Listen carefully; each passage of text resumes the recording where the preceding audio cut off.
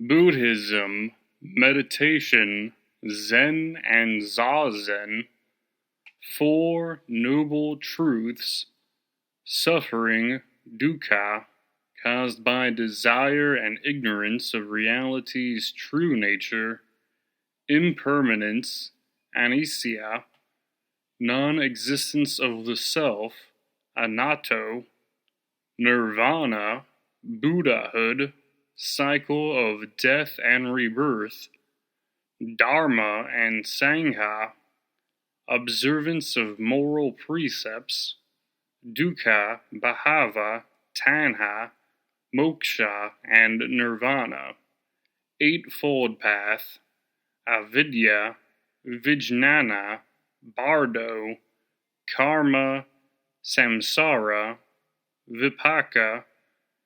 Pratityasamutpada, 12 Nidānas, Avidya, Samskaras, Vijnana, Namarupa, Sadayatana,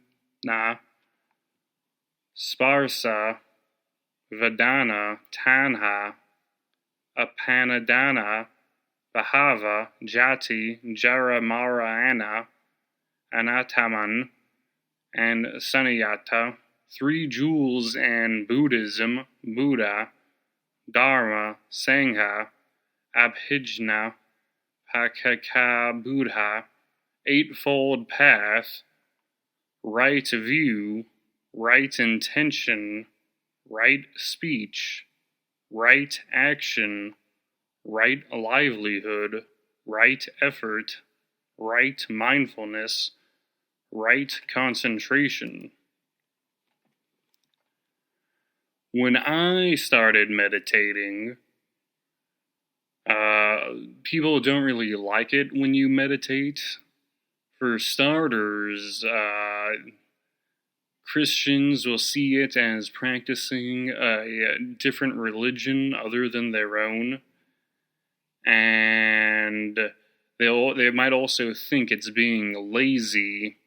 Then it's also sort of like looking high-winded or making expectations or thinking you're smarter than everyone else and holier than thou or something. Right.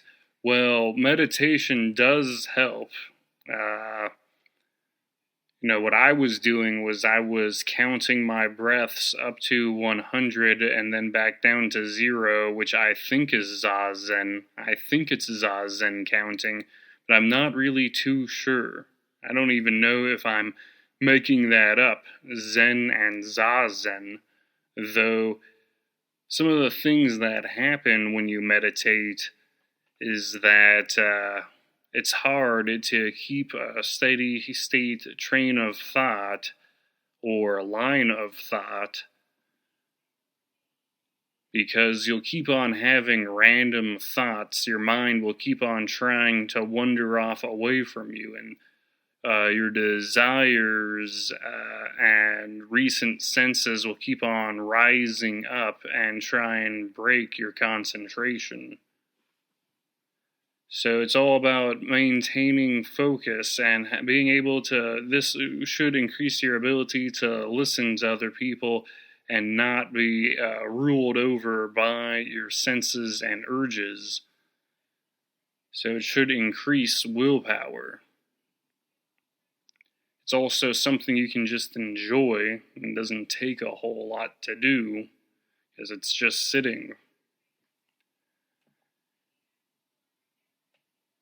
But once Socrates has broken Socrates or Buddha has made it so that you don't understand words like virtue and truth anymore because you can't define them, then that, where you just don't even believe in any word because you don't really understand what they really mean, and everyone just keeps on projecting their feeling through a word and expecting you to understand them.